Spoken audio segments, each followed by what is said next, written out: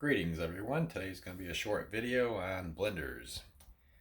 I bought a blender back in, I don't know, 1812 or somewhere back then. And it works really good. And to this day, the motor's good, the buttons work, everything is great on it. Except the part where it screws onto the bottom of the cup, the pitcher. It leaks like a damn sieve. So if you have a blender that actually has a good motor in it, you can replace this little doohickey in here. I bought this on Walmart.com for like less than $6, like $5.94 or some crazy thing like that. And over here, I bought new blades, a new rubber washer, and a new bottom cap, which obviously goes on here. Because my old one, as you can see, the gasket is totally trashed. And if you look closely, the blade's so loose that the liquid gets inside here and just leaks right down the middle of it and out the bottom of it and doesn't work. And of course, for less than $10 on Walmart.com, I got this right here. And look, check that out. That looks like a Ninja blade or something on there compared to my old one.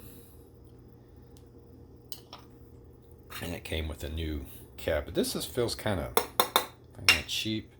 So what I'm going to do is I'm going to use my original, because it's not cracked or anything, and use it with the new blade, which fits in there perfectly.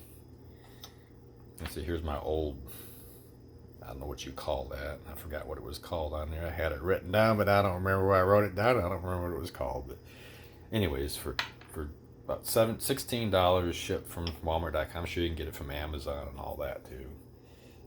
You know, why buy a new blender? They don't make them like they used to. The motor in mine is like fantastic. I took it apart just to see what was in there.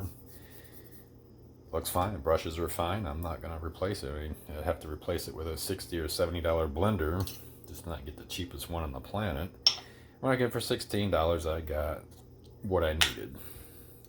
It doesn't leak. I tried it earlier today, made a smoothie, and that blade right there actually ground that stuff up better than that one did when the thing actually was working good.